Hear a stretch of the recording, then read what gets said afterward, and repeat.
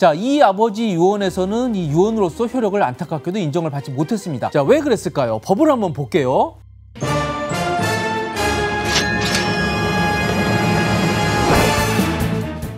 네, 오늘은 이 유언과 관련해서 아주 재밌는 판결이 나와서 이걸 소개해드릴까 합니다. 유언이라는 건 이 망자의 사후에 효력이 발생하는 것이죠. 그래서 이게 조작 가능성이 있기 때문에 법에서는 유언에 대해서 아주 엄격한 형식을 갖춰야만 이 효력을 인정하는 것으로 그렇게 정하고 있습니다. 그래서 민법에는 정확히 5가지 유언의 방식을 규정을 하고 있습니다. 자, 우선 자필증서, 그리고 녹음, 공정증서, 비밀증서, 그리고 마지막 구수증서, 이 5가지 방식으로만 유언을 남겨야 이 법적인 효력을 인정을 받습니다. 그리고 이 중에서 이 공정증서와 이 구수증서를 빼고 나머지 3개에 대해서는 이게 유언이 효력이 있는지에 대해서 법원이 이 검증하는 유언 검인 절차를 거쳐서 유언 검인 조서를 발급받아야 유언으로서 효력을 있다고 볼 수 있겠습니다. 오늘 소개해드릴 사건은 바로 이 녹음에 의한 유언 방식에 대한 것입니다. 녹음에 의한 유언 방식은 이 망자의 음성을 녹음으로 남겨서 유언으로서 효력을 인정받는 건데요. 요즘 세상에 무슨 녹음이냐, 요즘 녹음기도 없는데 이런 말씀을 하실 수가 있는데 바로 이 동영상 촬영까지를 포함한 의미입니다. 이게 아마 민법이 이 규정이 생길 때만 해도 이 동영상 촬영이 좀 일반화되어 있지 않았을 때인데요. 이 동영상으로 촬영하는 것 역시 이 민법에 규정된 녹음 방식에 의한 유언으로서 효력을 인정을 받으실 수가 있습니다. 사건은 2018년이었습니다. 이 경상남도의 땅을 가진 아버지가 이게 녹음을 통해서 유언을 남겼죠. 유언의 내용은 이런 겁니다. 동영상으로 촬영을 했는데요. 이 차남에게 땅의 대부분의 지분을 물려주고 이 장남에게는 좀 적은 지분을 주겠다. 그리고 나머지 아들들, 뭐 셋째 아들, 넷째 아들 뭐 이렇게 있었던 모양입니다. 이분들에게는 그냥 2천만 원씩을 주겠다라고 그런 취지로 유언을 남긴 거였습니다. 그런데 이런 유언은 이 법원의 이 유언 검인 절차 과정에서 이 적법한 유언으로 인정을 받지 못했습니다. 한마디로 요건이 빠졌기 때문에 유언으로서 아예 효력을 인정받지 못했던 겁니다. 자, 왜 그랬을까요? 법을 한번 볼게요. 민법 1067조에 바로 이 녹음에 의한 유언에 대해서 요건이 나옵니다. 녹음에 의한 유언은 유언자가 유언의 취지, 그 성명과 연월일을 구술하고 이에 참여한 증인이 유언의 정확함과 그 성명을 구술하여야 한다. 이렇게 민법 1067조에 나옵니다. 여기에 나온 요건들은 단 한 가지도 빠지면 안 됩니다. 모두 정확하게 충족이 돼야 유언이 효력의 인정을 받는 겁니다. 자, 그래서 유언자가 뭐를 얘기해야 되죠? 우선 유언의 취지를 얘기하고요. 뭐 이 땅의 지분 80%를 작은 아들에게 남겨준다는 유언의 취지를 얘기해야 되고 또 뭘 얘기해야 되죠? 본인의 성명을 분명히 얘기해야 됩니다. 저 같은 경우에 윤창희라고 분명히 얘기해야 되고요. 그리고 그 유언을 한 날짜와 연월일을 얘기해야 됩니다. 2023년 10월 17일 이런 식으로 연월일을 또박또박 해서 녹음이 돼야 그의 유언으로서 효력을 인정받습니다. 그리고 이게 끝이 아니죠. 이렇게 제가 남긴 유언은 이 증인이 있어야 됩니다. 옆에서 이 유언이 정확함을 구술을 해야 되고요. 그리고 증인이 본인의 성명을 정확하게 남겨야 그 유언으로서 효력을 인정을 받습니다. 이게 뭐 이렇게 보면은 야, 뭐 어렵냐 그거 남기는 게 라고 생각할 수 있지만 이게 이 법에 좀 익숙치 않은 분들은 이게 한 가지가 꼭 빠지게 되는 경우가 상당히 많다고 합니다. 그런데 한 가지 빠진다고 해서 나중에 효력으로서 인정받을 수 있는 게 아니에요. 나중에 보정될 수 있는 게 아니기 때문에 이건 정말 꼼꼼해야 됩니다. 유언자가 죽고 나서야 뭐 이걸 다시 남길 여지는 없기 때문에 아주 매우 조심을 해야 됩니다. 그런데 변호사분들 얘기를 들어보면 이게 저는 유언이라고 하는 게 주로 이 자필증서, 자필로 유언장을 남긴다 이렇게 생각을 했는데 이 변호사분들 얘기 들어보면 되게 이 망자가 타계하기 전에 유언을 남기는 경우가 많거든요. 본인이 젊어서 건강해서 유언을 남기는 것보다는 이제 병들어서 죽기 직전에 유언을 남기는 경우가 많은데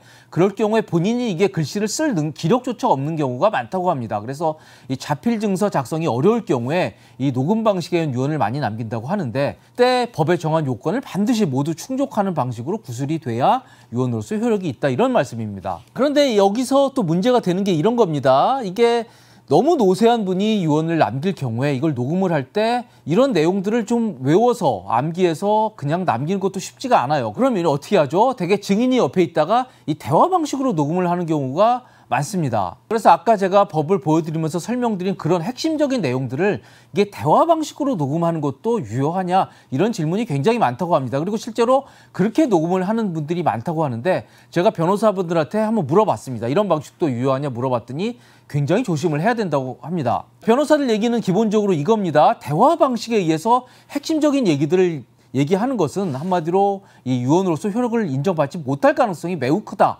따라서 아까 법에 나오는 핵심적인 얘기들이 있죠. 유언의 취지, 그리고 이 유언자의 성명, 생년 연월일 같은 것들은 반드시 대화 형식이 아니라 본인의 말로써 쭉 얘기해, 또렷또렷하게 얘기를 해야 유언으로서 아무 문제 없이 효력을 인정받을 가능성이 매우 크다라는 게 변호사들 얘기였습니다. 그렇게 스스로 얘기해야 이게 유언자가 이게 자발적으로 아주 또렷또렷한 본인의 정신 상태에서 얘기했다라는 게 판사가 아무 의심 없이 받아들일 수 있다, 이런 얘기로 이해를 하시면 될 것 같아요. 아무튼 제가 지금까지 이 녹음에 의한 유언에는 아주 까다로운 조건을 충족해야 유언으로서 효력이 발생한다는 말씀을 드렸는데요.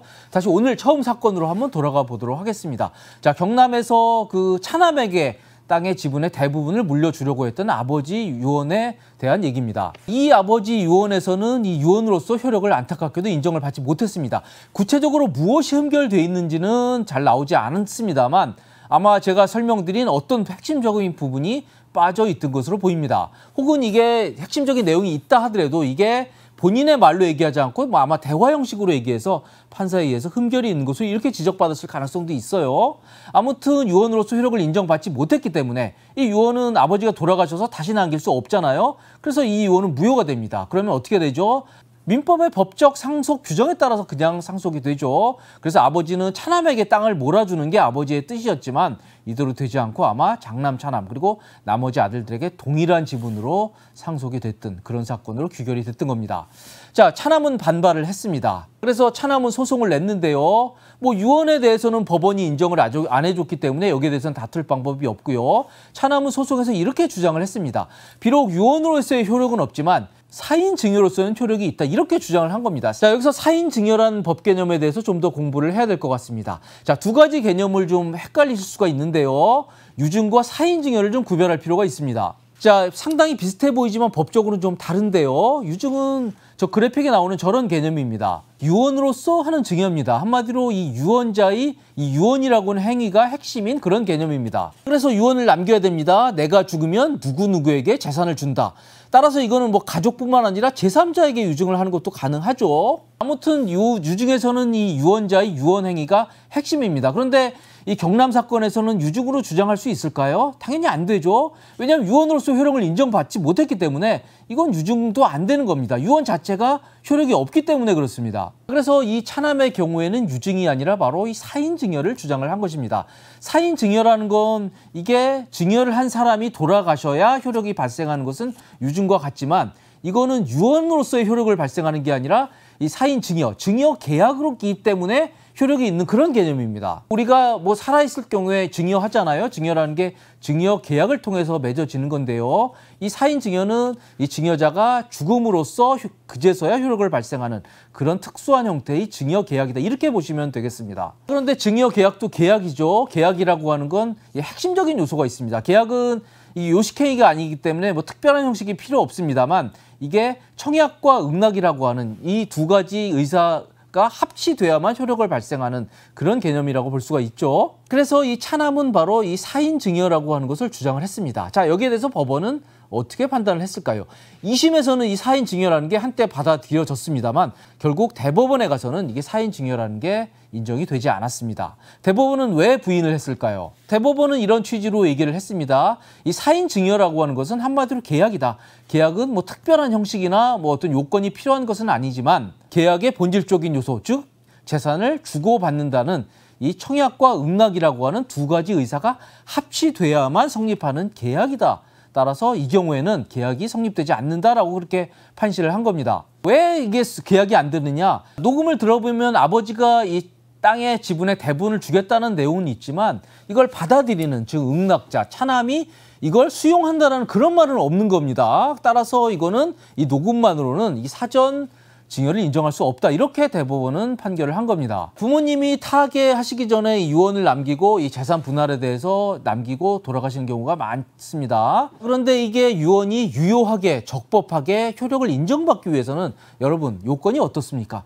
장난이 아닙니다. 한마디로 매우 까다롭습니다. 그리고 이게 뭐 당황한 가운데서 법적인 전문가가 아닌 이런 가족들 사이에서 유언을 남길 경우에 이게 뭐 하나 흠결이 있을 가능성이 매우 큽니다. 그러면 돌아가신 분이 다시 살아오셔서 다시 유언을 할 수는 없거든요. 그럴 경우에 유언 효력이 없어지고 이 일가의 이 재산 분할을 굉장히 꼬여버릴 가능성이 큽니다. 따라서 여러분, 이게 유언으로서 정말 아무 문제 없게 이게 법원에서 인정을 받기 위해서는 저는 가급적 좀 전문가 도움을 받아서 유언을 남기는 게 어떨까 하는 그런 생각을 해봅니다. 자, 이거 쉽게 보고 그냥 동영상으로 뭐 촬영하면 이거 되지 않겠냐 생각을 했다가 아까 오늘 사례에서 말씀드린 이 경남 사건처럼 한마디로 이 가족 간의 분란만 일으킬 가능성이 크기 때문에 이건 반드시 꼭 전문가의 자문과 좀 조언을 구하면서 하는 게 어떨까 하는 생각을 해봤습니다. 자, 저희는 지금까지 최근에 나온 대법원 판결을 토대로 이 유언의 효력에 대해서 자세히 알아봤습니다. 지금까지 시청해주셔서 감사드립니다.